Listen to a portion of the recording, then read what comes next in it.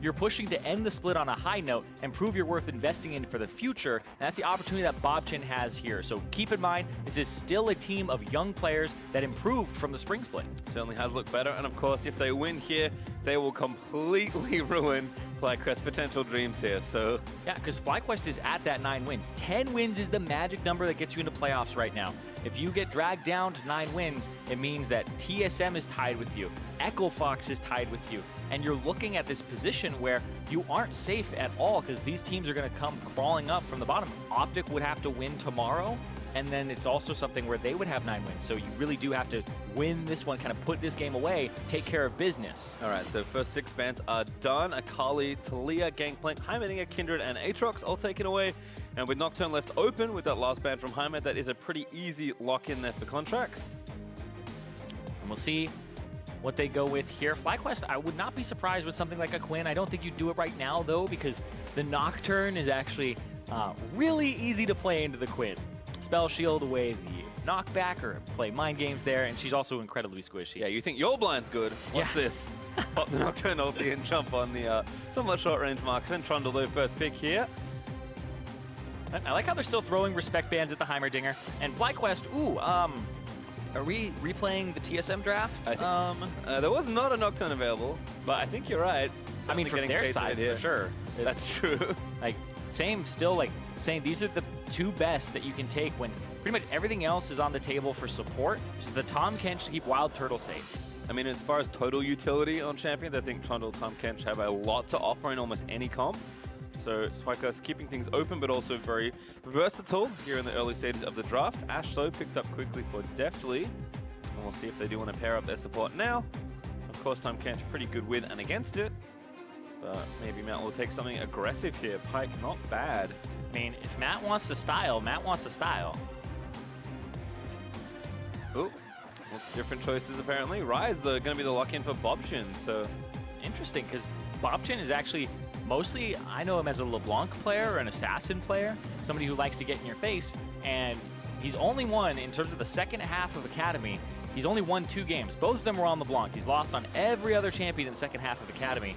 So we'll be playing Ryze here, and it looks like they're going to get some more bans to throw Keane's way. But I would expect, like, the Orianna, the Azir, there's a lot that Keane can play, and he always has so much up his sleeve, too, as this player who has such a large champion pool. Yeah, Ryze also not the most threatening laner, so Keane's probably feeling pretty comfortable with whatever he is offered by Golden Guardians. And I don't think it's more about the lane, and this just kind of came to me where, you know, what TSM was doing is playing to the side lanes. You have the Ashe to cover vision and kind of see where the enemy jungler is so you know that you're safe. You just kind of, with less vision in the game, with Tracker's Knife being removed, value of Ashe goes up for split pushers because you don't have enough wards with just the dinky little yellow trinket to cover all your options. So having Ashe hawk shots come your way, having the Nocturne to potentially pivot and come to your lane and shadow you so that you can turn a 1v1 into a 2v1, we might be seeing a split push composition here from Golden Guardians. So 2 support bans there for FlyQuest. They take away Braum and Alistar. Zoe the ban on the Golden Guardian side, so taking away maybe one of the stronger mid laners left away from Keane. Yeah, that one makes a lot of sense. I forgot that Zoe had actually made it through. And a bit surprised, to be honest, that it did. Okay, just banning out 2 counters to the Ryze. And again, like you said, still like Azir, still Orianna, still plenty of options left for Keane, but just take away the ones that maybe make it tougher, as that's a Rumble locked in. Yeah, he's played 3 Rumble games this split. He's won 2 of them. I gotta go check his history really quickly, because it feels like he's just... Something happened in week 7, where he just started to play Rumble. And Flame is now becoming like a Rumble one-trick almost. You know what the funniest part about it is, as Mundo's locked in for Golden Guardians? Flame has played in a lot of different leagues, right? He's played in LCK, he's played in LPL. In the LPL, he was a substitute player for LGD. The main top laner for that team was Acorn, who is an extremely famous Rumble player. And we always joked that, like, okay, maybe Flame's going to take some carries, like, when he does sub in. And then he would sub in, and every game he would play Rumble. It was insane. Like, something like 7 games in a row, it's just Flame Rumble. So, certainly practiced on the champion, and seems like he likes it again. And I remember there was a time where it was like Acorn wasn't even playing Rumble. Yeah, right? He wasn't playing Rumble. Flame got to play Rumble. It was like... Not so rude. Yeah, it was really awkward, actually. All right, Mundo, Rakan, and Noah really. And still Azir instead for Keane. Yep, the Azir makes a lot of sense here. Pobelter played it earlier. It's actually a decent champion to play into Ryze. And it means late game is pretty good. I would say mid game is probably pretty good for FlyQuest here. Golden Guardians, though, you do have to watch that top lane. The Mundo can get a bit out of control. And I like Matt, even though it's a Rakan by himself with no Xayah, still has really good engage range. So a lot of engage from Golden Guardians here. If they see an opportunity to go and they're ahead, they will go. And that's, I think, something straightforward, can be very effective. I think the kind of comp you want here, Golden Guardians don't need to do too much tricky stuff here in the draft to try and take a game. Just, again, pick proactive champions, try and play well on your lanes, and then go from there. For FlyQuest, though, they've shown a lot of strength as a 5-man unit. See how they can navigate a pretty cool comp for them here. Don't see too much Azir plus Rumble, but that's what they've got this time. Yeah, and it's something that, St. Vicious has been very vocal about, his drafts. He cares a lot about them, and the team has been saying he sets them up and he basically wins every draft on stage for them. They've been very confident in it. And even if you don't, quote unquote, objectively or subjectively, I guess would be the real term, because you can't objectively win a draft, subjectively win the draft, then that gives you this mental edge where you're like, we have the better composition. If you go into the game believing you have the better composition, you're going to play a little bit harder to those win conditions and not have that little blocker where you're afraid of what's going to happen later. It seems like overall, FlyQuest players just really trust each other, and the infrastructure and organization that's been put in place for a team that's had as many base races as they have. It takes a lot of coordination as a 5-man unit to get that kind of stuff going. So it might seem silly when they're losing games. It seems so dramatic, but given that everyone pretty much has to be very quickly on the same page for you even get there, I think FlyQuest have shown a lot of really great team play. And we'll see what they can get in here against Golden Guardians with their playoff hopes on the line. Only one game they need to win. This should be the one that they look to take. And that's usually when you start losing. They picked up a lot of fans, too. I got to say, this team was 7th place last split. Didn't have a postseason, so you kind of lose a lot of momentum, right? Fans aren't seeing you for a few months, and then they come back in. They've made changes. Santorin comes in. They have kind of solidified that Keane is going to be the mid laner when he was playing Academy before, and they brought in JayJ. And so kind of 3 changes, brought in St. Vicious as well. A lot of people have picked up a lot of momentum in this team in terms of fandom. All right, well, on that note, we are going to check in with Ovely May, who's got a sideline report. Thanks, guys. I'm here with Coach Morissette. Now, both you and Bobqin came from Academy, and now you're up here in the LCS. So why is he in today, and how did you help him get here? Yeah, sure. So I just started with the Academy team about a month ago, and Bob is one of the players that I've seen the most potential in. And so I know that he's been ready for this for a long time and that he's really excited for this chance. And yeah, I know he's going to do great. Perfect. Well, best of luck to you. Back to the casters. And we do know Bobqin certainly excited to get a chance here on the big stage. But tough opponent here in Keane. Yep. And he's gone for a W level 1, W auto, just to kind of trade. So he'll walk up and auto Keane pretty much every time he can. He will lose the wave shove, though, and this will be level 2 for Keane first. So kind of opted into that.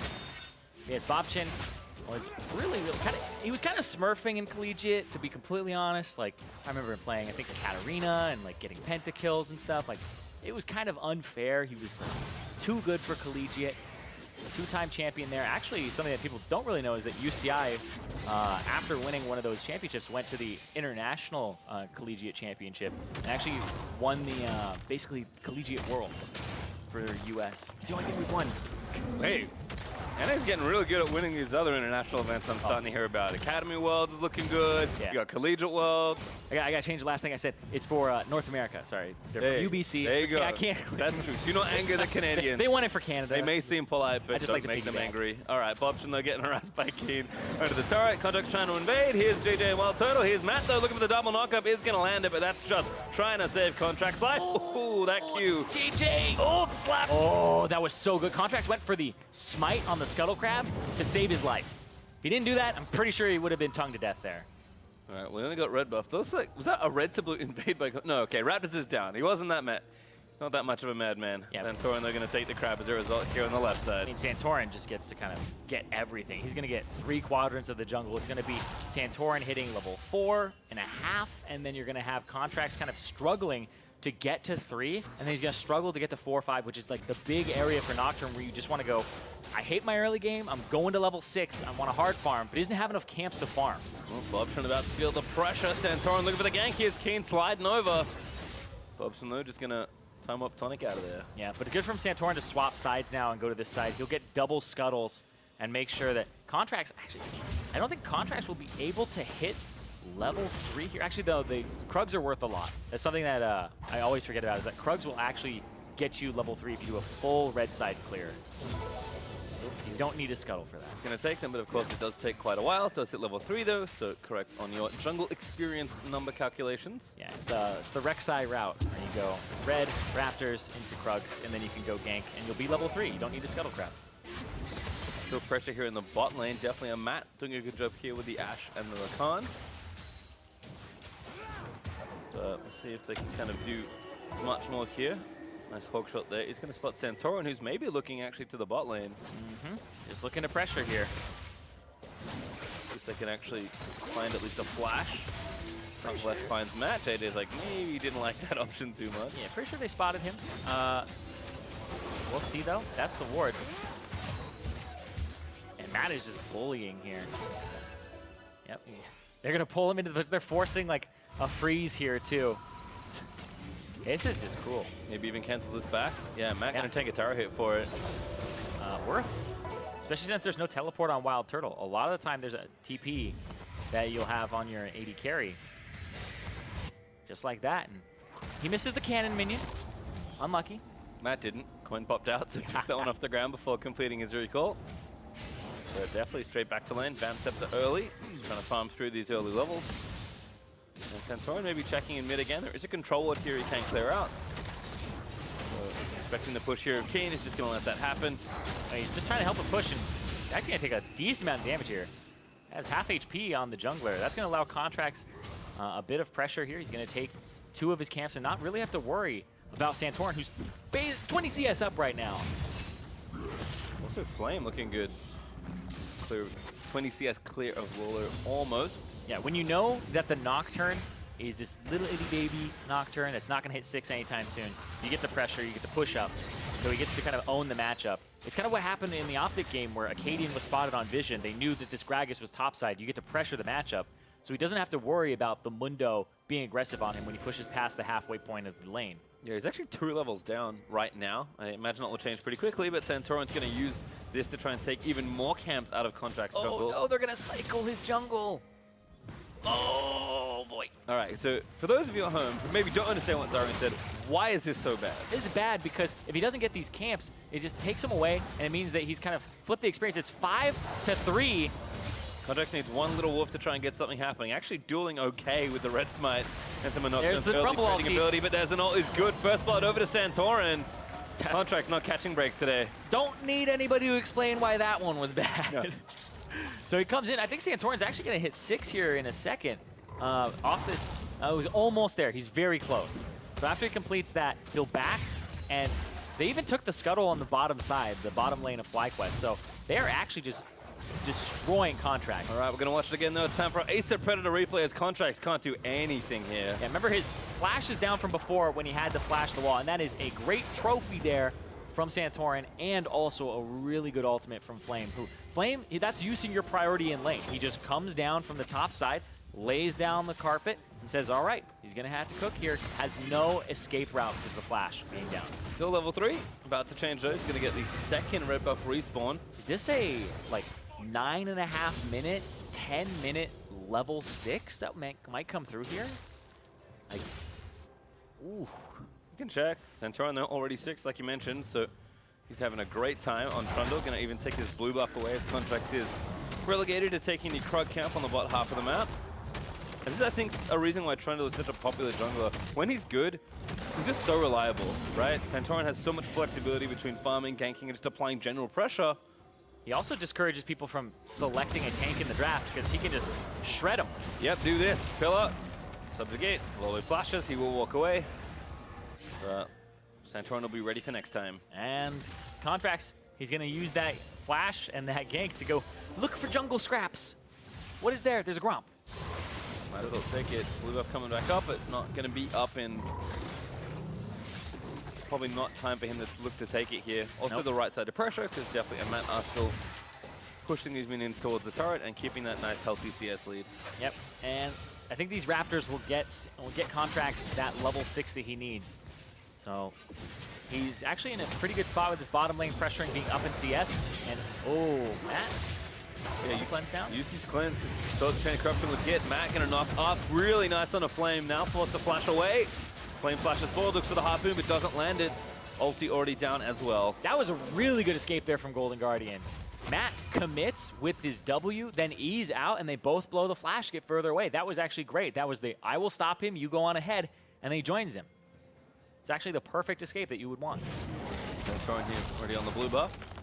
Golden Guardians happy to escape some of that early pressure. Does give FlyQuest duo lane a reprieve, able to go back and shop. Looks like Cutlass now for Turtle. Is Keane gonna grab this blue? And the way that Contractz gets back into the game now, since he's hit that level 6, there's no flash on Flame or teleport. He just committed for that bottom lane play. You go and you cover the top side of the map, and you go for a gank on Flame, who's been playing aggressive this entire time against the Mundo. He has the wave clear advantage. He'll perpetually shove that lane, and then that gives you gank opportunities with your Paranoia to get you back in and get the Mundo going as well, because Mundo is actually quite good into this competition, save for the Trundle, because a lot of magic damage will come out, and he has to just build Spirit Visage first, and he's going to be sitting pretty. Yeah, right now looking pretty tanky for Lourlo in the top side, and as you expected, Contractz is hanging back behind the wall, looking for a kind of classic nocturne through the lane gank. Yeah, Flame sees this coming, says, I'll just take Krugs. Doesn't have his jungler on the top side. In fact, jungler on the opposite side of the map. And they just saw, with that, I believe they saw the back there from Keane. I think so. They do see Santorin as well, who's just waiting for the Sky's Gleam to time out. Now Santorin looking to defend his own pink ward. Matt can't really pick this 1v1, but looks like Santorin is going to back off. Matt will get the control ward.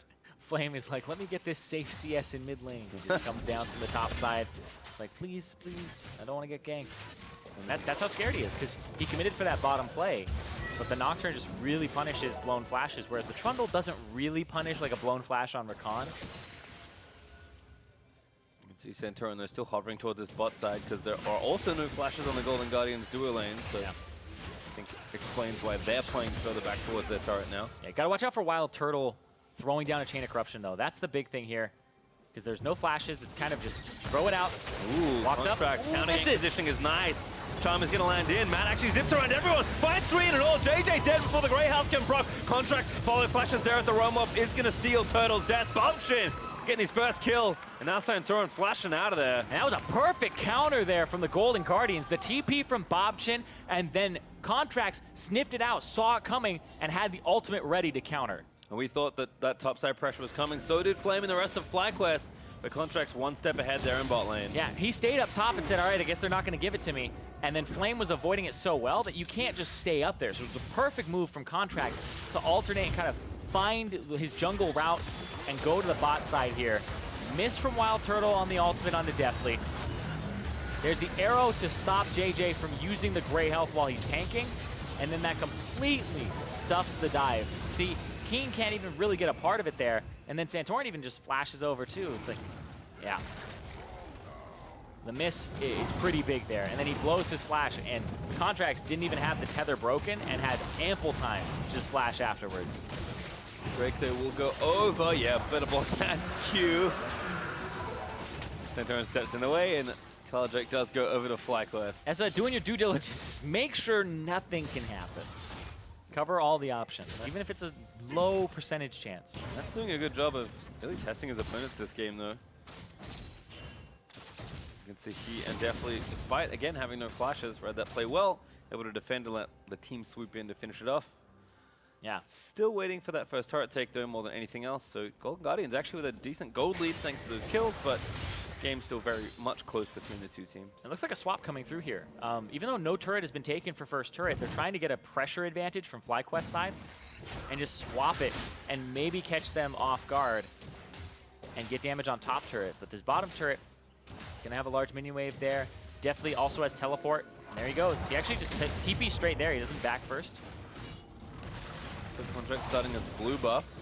FlyQuest have many more people on the top half of the map, but Deftly does actually base and TP here to make sure this tower stays safe. And Lourlo now going to transfer it down to that bottom half of the map, back in his 1v1 versus Flame. It's going to take him a while, though. Had to lug his way over there. And so far, Bobqin, just doing a status kind of update. Been doing quite well. Nope, he pushed away Santorin early.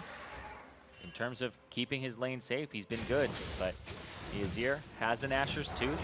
It's a little harder to be aggressive on, and at that point where Ryze has to kind of sit back and wait to scale with all the mana items, but can't wait too long. Here comes the Rift Herald. Deftly has arrow. Golden Guardian Flame is here. Badly. Flame is here. I don't know if they can though. Bobqin is going to ward that out, but Keane's over, looking for the scoop back, does find it to the side. But now Keane going to get rooted up, and that actually might be a collapse or a kill. There's Contractz going to dive in onto the Azir. Looks for it, he really wants it. Matt, he's going to try and find it. Finds a 3-man charm in a knock, and that's going to force Keane to flash away. The equalizer though turns it all the way back around for FlyQuest. Flame with the equalizer, aptly named as it turns the whole fight around. That was so well done there. From pretty much everybody, we saw them go in.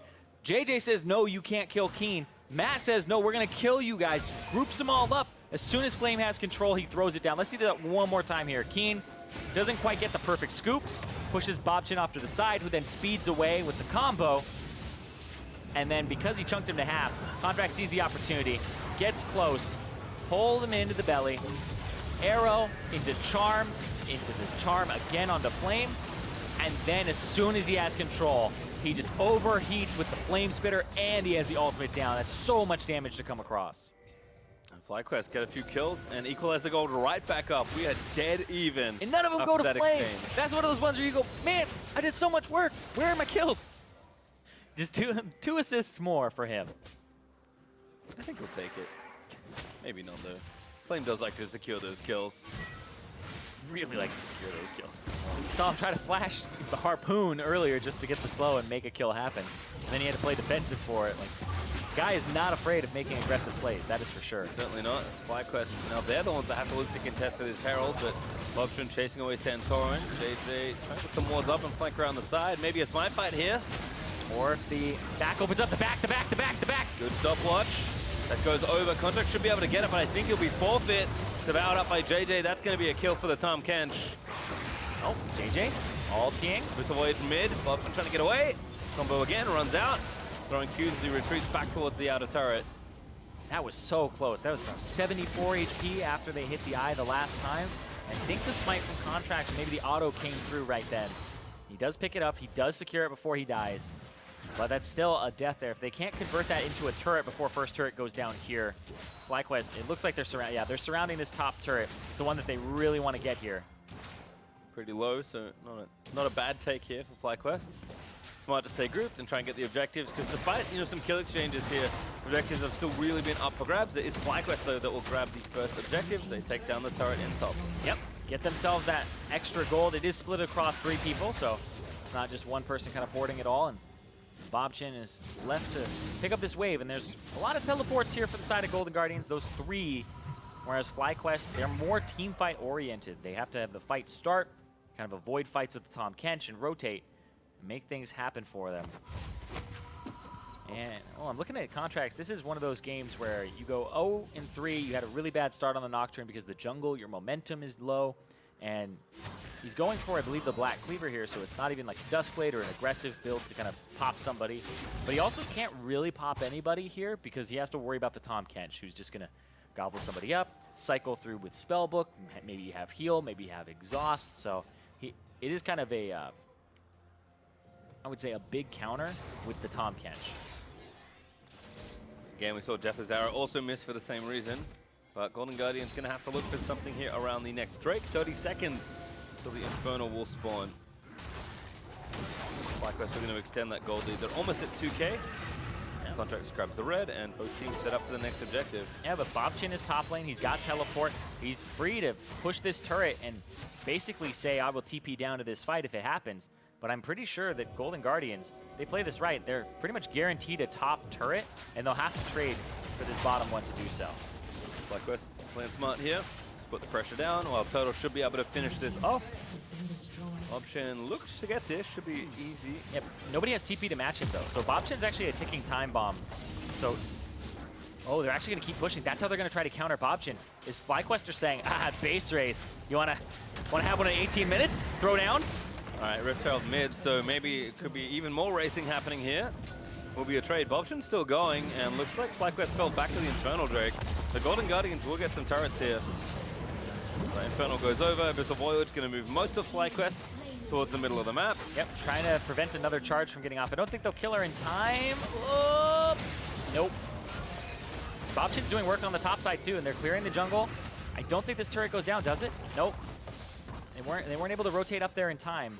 And so that's actually 2 turrets for 2 turrets overall. Yeah, Guardians don't stick around for a potential fight. They just put Lourlo back to now harass the outer turret in bot lane.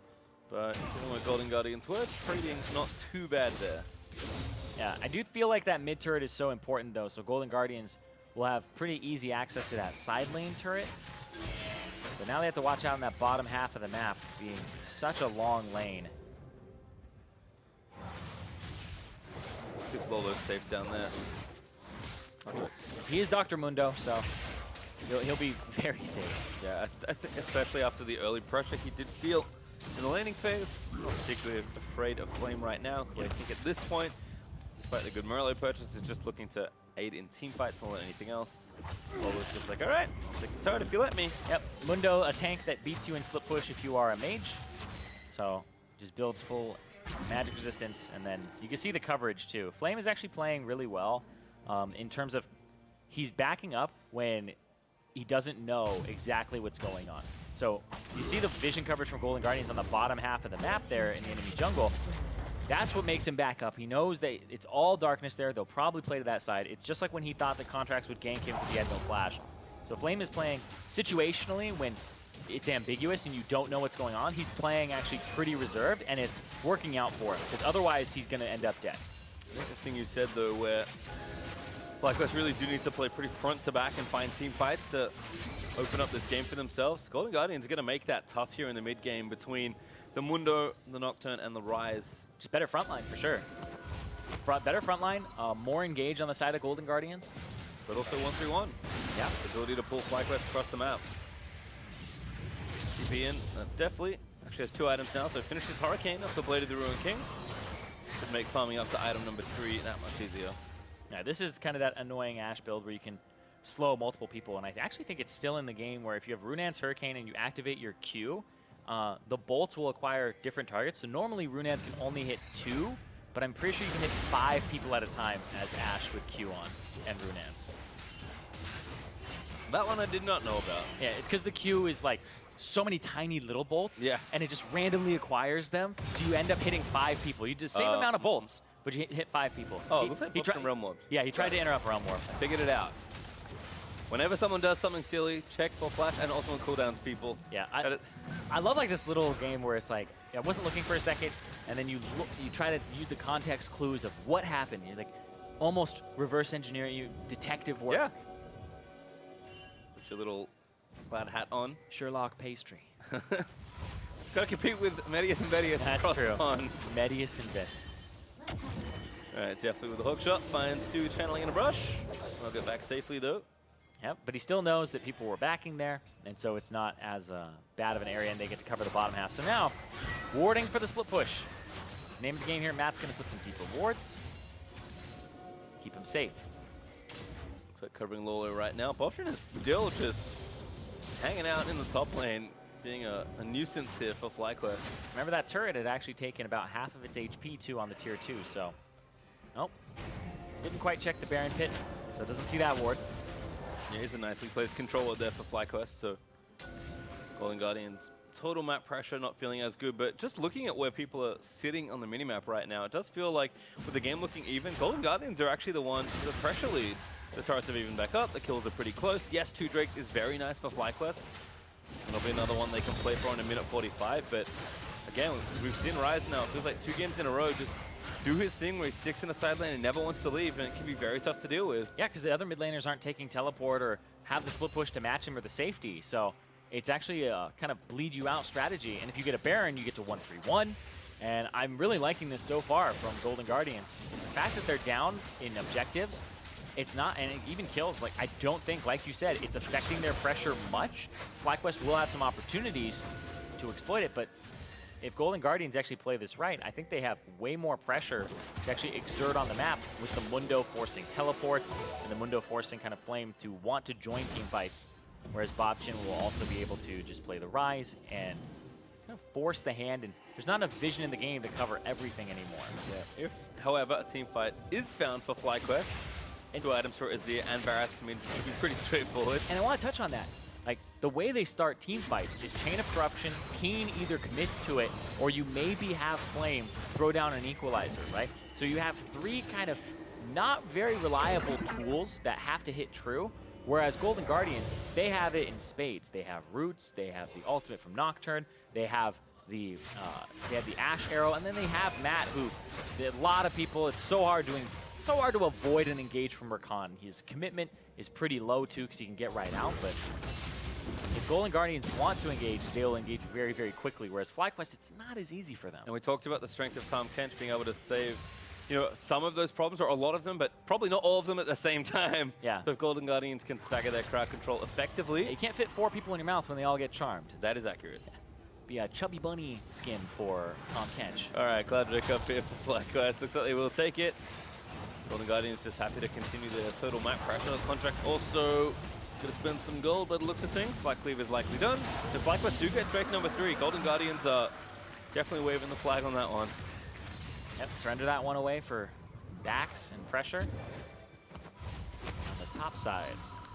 So, we find ourselves here 25 minutes in. I know I said TSM was playing slow last game, but I think maybe it's just Ryze's fault, actually. You think it's Ryze's? Maybe. Well, he does want to just split push. You kind of seed objectives elsewhere for pressure here. You see FlyQuest group is 5 because Flame had pushed bottom. Mundo has to answer. FlyQuest now grouped up saying, we're going to call this and say, it's time to go. Look at how much damage they do to this too. Yeah, I think a lot of what Golden Guardians are able to do is because of that mid tower, but now it's gone Santorin under fire. Matt with a big jump in and find the knockout, gets back to Contractz safely. But Keane actually gets him, somehow snacks him down.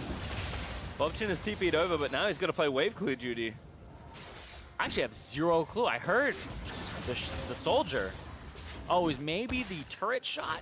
Maybe. I don't know. We'll have to see it again. Sherlock Pastry, help me out. That's a turret though from FlyQuest. Good. This turret does fall in mid lane once again. FlyQuest not done. 10 minutes, 10 seconds, excuse me, until Matt is back up. And looks like FlyQuest will finally pull away. Yeah, Matt went for the hard engage there, went really hard on that engage. And they were ready for it. They kind of said, as soon as he goes, we're just going to turn on him, and he got burst down. And JayJ was also very ready to just gobble up whoever his target was, a little bit out of the charm range. I wonder if JayJ had an ignite. I'm like looking down, I'm like, all right, you know what? Let's just look now. Let's see this here. Santorin gets hit. Oh, take it all back. Wait. Contractz looking for Keane. Here's JayJ. They're going to try and save him. The ult actually misses Contractz, I think. Spell shielded. They're going to flash forward. Dustspringer able to grab the kill into Azir, but JayJ has devoured up one, but Matt's flashing forward. Then Brutal WildTurtle, but Flame turns it back around and takes down Contractz. Matt burning down low is looking to fall next as Bobqin also down to WildTurtle. That's so much damage from Flame. He just throws down the equalizer again. These equalizers are just shredding all of Golden Guardians, save for Lourlo. Golden Guardians try and play that one really quickly to get the jump. They do kill Keane as a result, but now it's definitely on Lourlo versus 4 from Fly and the Baron. Yeah, just let the Baron do a little bit of damage to him. Lourlo has a full HP. Is the Quadra? Hold on. Wait, that was the ultimate from Santorin, just to heal up and kind of get away, and they aren't even going to contest it. It's not a Quadra, Zirene. It's a Baron for FlyQuest. Keane will not get the buff, but that doesn't matter. No jungler means no contest for Golden Guardians. Let's see. Altis off of, I believe, the Hawk shot. Goes in. Gets the fear. Matt wants to go in after. Keane flashes away from JayJ. He flashes away from the Tahm Kench. If you're a Tahm Kench player, you hate to see that, but look at that. Oh, and the pillar to boot. That's such a well-placed pillar, too, because it forced Bobqin back around to step back onto the hot lava. And you talk about it, you know, not super reliable CCs between the trundle pillar and the equalizer, but you put them together, feels like a hard CC when you're stuck in there burning away. Yeah, it's one that you kind of have to subject yourself to. It's like, where do I go? He has to go down. Back to the fountain, usually. Yeah. Yeah, and the fact that Flame is at that point where he didn't even have to buy spell pen boots. He wanted the Merc Treads here, has the Void Staff, has the penetration available to him, and he just does so much damage. Remember, Equalizer was buffed a while ago that if you're standing on it for that long, it is just doing so much there. I think his damage stats are going to be pretty crazy this game. And remember when I said that felt like Golden Guardians were winning? That one mid outer tower really turned this whole game around. It felt like FlyQuest had so much more control. They're now playing much faster around the map, and they've got a very healthy gold lead to boot. So Golden Guardian's going to have to try and defend 2 minutes of Baron Siege. They weren't able to have the 1-3-1 work on Golden Guardian's side, and then FlyQuest throw down and that is Lourlo, he flashed to the chain of corruption, but it's still found 2 carries. Contractz dead, Matt's dead as well. Inhib's going to fall in bot side. FlyQuest, they can sense those playoffs. This is a game that will push them into the playoffs here. They're going to take down Nexus turret on the right-hand side. 3 up still for Golden Guardians, who are trying to defend, but the push is too strong here for FlyQuest. The Nexus is exposed. They will be making playoffs. Golden Guardians trying to repel them out of their base, but it will not matter. Keane wails on the Nexus, and FlyQuest get to 10 magical wins. FlyQuest will have a postseason. 10 wins, gets them the playoffs. And they look forward to tomorrow where they play Cloud9. And because 100 Thieves and Cloud9 and FlyQuest are all sitting at this 10-win area, getting 11 wins potentially gets you a first-round bye. FlyQuest could still end the split second place. Yep. It's been an interesting summer, Zirene. But it's certainly been a fun one as the teams will shake hands. FlyQuest have done so much hard work to get to this spot. Interesting summer, still not over yet. That's true. We got 1 more game and then 5 more tomorrow, and then maybe even some after that. Yep, the tiebreakers played on Monday. Potentially. You see Flame having a ball on that one. Oh yeah, all smiles. Yeah, I mean, we can tell why he's been, taking the rumble whenever it's up. Done a lot of work on that one here. Had some really good team fight ultimates there. Didn't pop off in the damage as much as I thought he would, but at the same time, that was one where he shows up to the fight, he does his job, and even turned some fights around that looked like the Rakan was just going to get the best of it. Yeah, it did feel like Golden Guardians were looking good, but unfortunately for them, FlyQuest do pick up the win as we're going to send it down to the analyst desk to break down the game.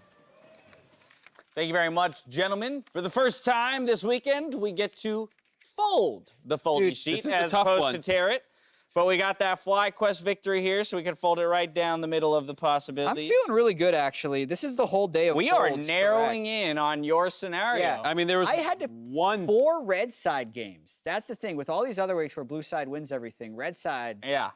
I mean, back. I had the same things as you, just the one difference. Except for the one that was not the same. I mean, so here we are. We're narrowing in, guys. This foldy sheet is small at this point, but FlyQuest moving to 10-7. This was a huge victory for them, although an expected victory. Again, the idea that they had to secure it in order to make sure that they qualify into playoffs, a huge leap for this organization. It's a very nice turnaround for them. I don't think anyone saw this coming. Jay was talking about how he had them power ranked 10th, and they do it with a different draft than we've seen out of them. I think Keane on the Azir is something that he has played a fair amount of in the past. It's not very meta right now, although we apparently are starting to see it more.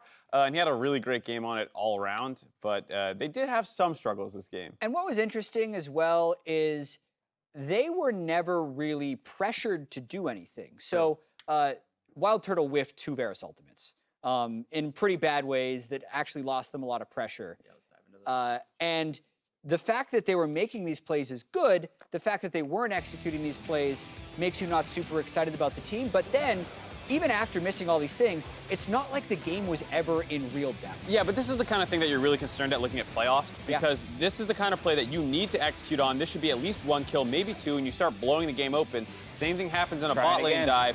Whoop, whoop. And then from here on, I mean, this would have got collapsed on pretty poorly anyways and might have turned bad, but you at least would have traded back probably 1 kill, and here instead you're just going to lose 2 for that play, and that's after they absolutely obliterated Contractz in the early game. He's level 5, level 3, dying on his wolves, and that's the kind of thing where you look at that and you say, like, you make those mistakes versus TL, versus C9, you're going to have a rough time in playoffs. Yeah. To that end, though, they really did destroy Contractz. Yeah, without a doubt. I mean, there's still a lot of high points in this game. I'm being negative. He wasn't level 6 until around 9 minutes, and his vision score at the end of the game was 19. The second lowest of the split. I believe the lowest was Xmithy, and that might have been in like their 20-minute against Golden Guardians, funnily enough, when they got hard smashed. But in a much substantially longer game, not only did he have a low vision score by virtue of comparison to other junglers, he was the lowest in the game itself, even losing to his own laners. He could never sweep wards because if he tried, he'd always die.